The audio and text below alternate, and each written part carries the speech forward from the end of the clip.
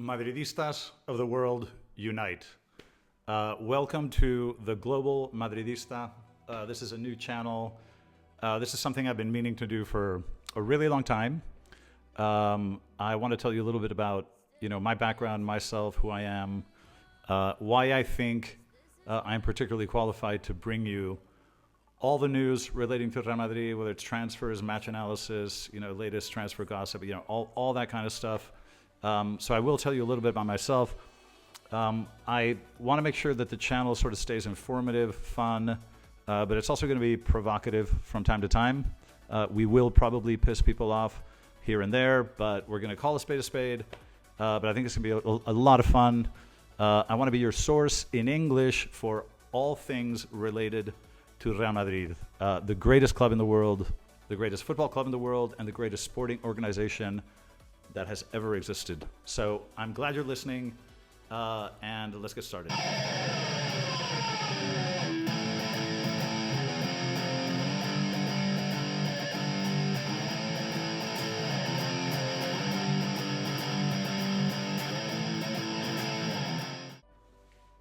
All right, let's get started. So who is this guy? Why do I need to listen to him? Let me tell you a little bit about myself.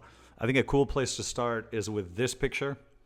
Now, this is a picture of the Santiago Bernabeu taken from my balcony, okay? I live 300 yards away from the Santiago Bernabeu. I am not just an American, I'm also a Spaniard. Both of my parents are originally from Spain. I spent half my life in this country. I speak the language natively, obviously. But I'm not just a Spaniard, I'm also a Socio Abonado of Real Madrid. My family has lifetime seats at the Bernabeu. I've been watching the team play since I was 5 years old. It literally has been my life passion, since I was a kid. I know the history of the club, the culture of the club, the values of the club, what it represents. So this has been a very important part of my life. I do know what I'm talking about when I give you my thoughts and opinions.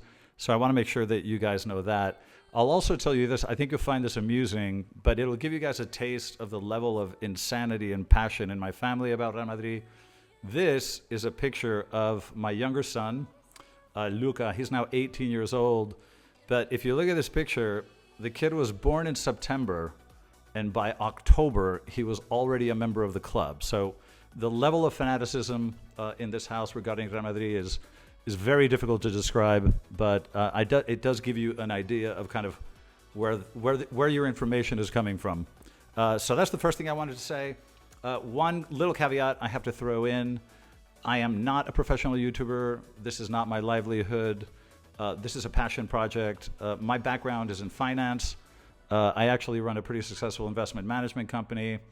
If any of my investors are watching this now, please don't panic. I spend 10 hours a day worrying about your returns, so you have nothing to worry about. This is just a hobby. It's not going to take too much of my time. So I needed to get that out of the way. But let's move on to important things. Let's talk about, first of all, why do I say Real Madrid is the greatest club in the world, not just in terms of performance on the pitch, but in terms of scope and magnitude. All right, let's look at this chart. Most of you know that the most prestigious club competition in world football is the European Cup. It used to be called the European Cup. Now it's the Champions League. As you can see here, Real Madrid has 14 of these, which is twice as many as the second club, which is AC Milan. Now, if 14 doesn't seem like a very big number, let me put it into context for you. Real Madrid has as many European Cups as the entire Premier League combined. Okay, let me repeat that. Real Madrid has as many European Cups as the entire Premier League combined. Now, I don't say this disrespectfully. I love the Premier League. I watch it regularly. I love the history, the tradition, the passion. Everything about football culture in the UK is absolutely amazing. I'm a massive fan, but nothing in the EPL comes even close to Real Madrid in terms of success. And let's put the 14 into context again, in a different context, okay? Real Madrid has won 14 out of 17 finals.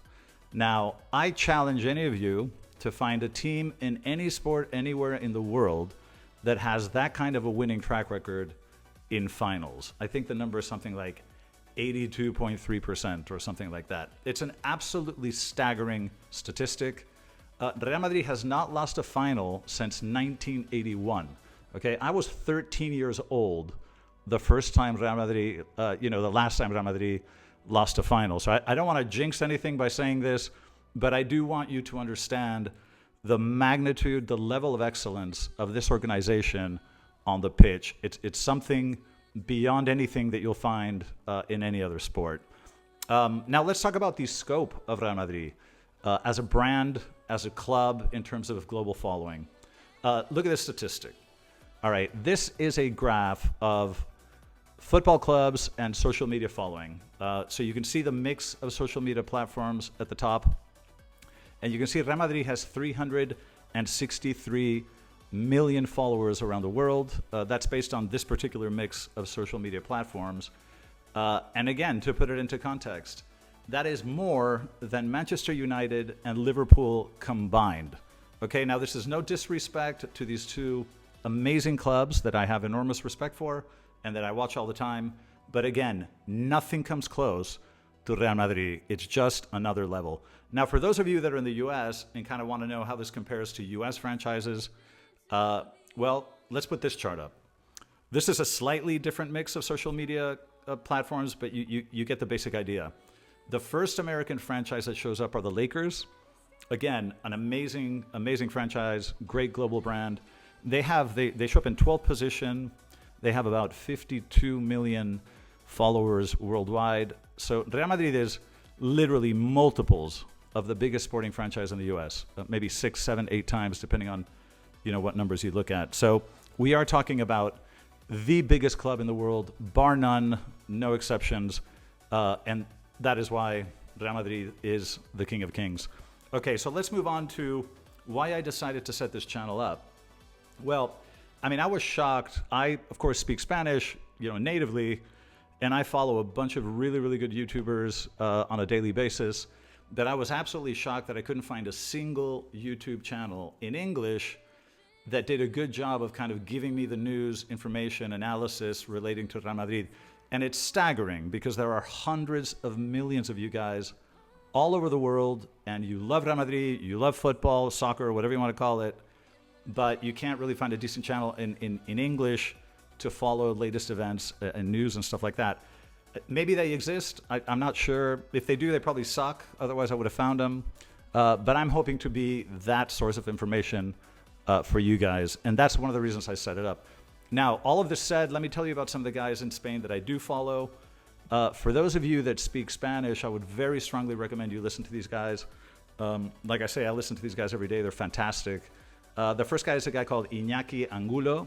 This guy's spectacular. He's sort of the godfather of Real Madrid YouTubers. I think he was a journalist, but he's incredibly bright, incredibly articulate, so fun to listen to, very well informed, and he does a great job of analyzing matches, doing player evaluations, and keeping you up to speed on kind of what's going on in the league and European competition, anything related to the club. So absolutely love the guy. I also follow a guy called Quillo Barrios. Slightly different tack. He kind of does a wrap-up of what the press is talking about, but he's very entertaining. And then there's a whole host of other ones. There's, Chio Blanco, both Madridista, Ramon Alvarez de Mon, and there's a young kid that I really love whose name is Pedro el Ingeniero. This kid is fantastic. First of all, he's hilarious. And another thing he does that I really like is that he uses a lot of statistical analysis in his commentary. So he uses a lot of, I'm a data-driven guy as well. And so I love a lot of his commentary. He did a great job of going over the impact of Barcelona's payments to the refs in Spain. You guys may have heard about this. The impact that it had on refereeing decisions in terms of favoring Barcelona and against Real Madrid. I mean, all the numbers are there. They're absolutely staggering. We'll be talking about that in a separate video. But these are some of the guys that I would strongly recommend that you follow if you think your Spanish is good enough. If not, by all means, stick with me. I'm going to kind of give you a lot of the content that these guys are talking about. So that's kind of the purpose of the channel. Now, at the beginning, I said that sometimes we're going to be controversial. And I'll tell you why. I mean, there are some thorny issues, unfortunately, in Spanish football that we're going to have to discuss. The first and most important is obviously this.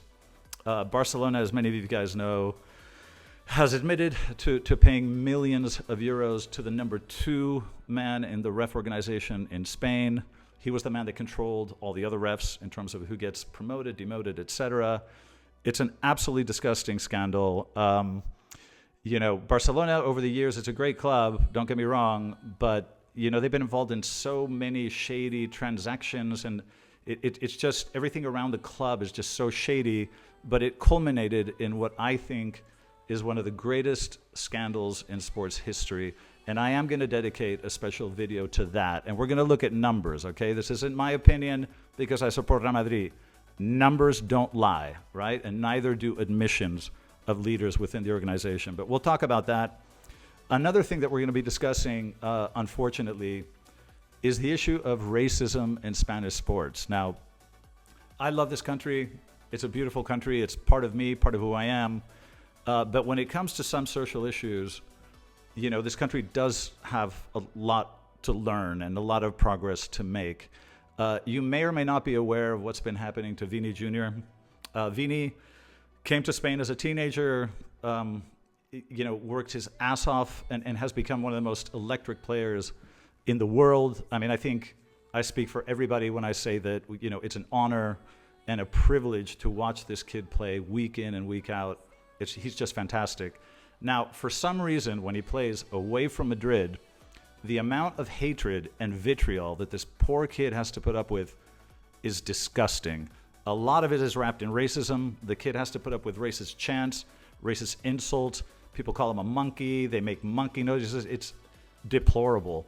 And I think that one of the big reasons behind this is this. Okay? This is a TV program in Spain called El Chiringuito de Jugones. Okay, it's one of the most watched TV programs in Spain. It's run by this asshole. I'm going to try not to cuss on this program, but this gentleman, and I use the term very loosely, ever since Vini arrived in Spain, this TV program has been going after him. I don't know why. I don't think anybody knows why, but they invent fake narratives, fake controversies. They accuse him of being provocative. They literally invent negativity around the player, and it shows. Because every time he plays away from Madrid, all the crowds that watch the show attack Vini. It's disgusting, but I will have a separate video to deal with this issue, and we're going to piss on all these assholes. All right. A third issue that is going to be slightly controversial, but we do have to touch on, is bias in the media. So for those of you that live in North America, South America, you probably watch ESPN Deportes. Because ESPN carries La Liga in the U.S. Now, you may have noticed, and it's really hard not to, every single person on every single panel in ESPN Deportes is an absolute Barca sycophant. It's like a cult. They're all Messi fanatics and Barca fanatics, and it doesn't matter how many European Cups Real Madrid wins, one after the other, after the other, after the other. It's always a fluke or luck, or, the focus is always on how unusual and strange it is that Real Madrid would win. The narrative is incredibly biased. I don't know who runs ESPN Deportes, but whoever it is, get your shit together, because you are offending hundreds of millions of Madrid supporters around the world. And we will also mention CBS Sports. So for those of you in the U.S. who watch the Champions League, it's shown on CBS Sports, and you may be familiar with this panel. Now, this panel is composed entirely of either English people or former players of English clubs. So when they do an analysis of a match, it is always from the angle of the English club. I mean, literally, no matter how many times we slaughter English clubs, which we do summarily with insulting frequency, no matter how many times we beat them, especially in finals, you would think it's an accident. The narrative is always why the English club lost strangely, and why, never about why Real Madrid won. So again, there's a brutal bias at CBS Sports. Again, whoever's running it, pay attention, because you're pissing a lot of Madridistas off around the world. So some of those are some of the thorny issues that we'll talk about. in the future. But like I say, I'm really happy to do this. I'm super excited. I hope that you guys will join me in the future. We're going to leave it here for now. I think I'm going to make the next video about the whole Mbappe, Haaland, what the hell's going on with the transfer. I think everybody wants to know about that. So that'll probably be the next video. But thanks for listening, and I'll catch you in the next video. A la Madrid.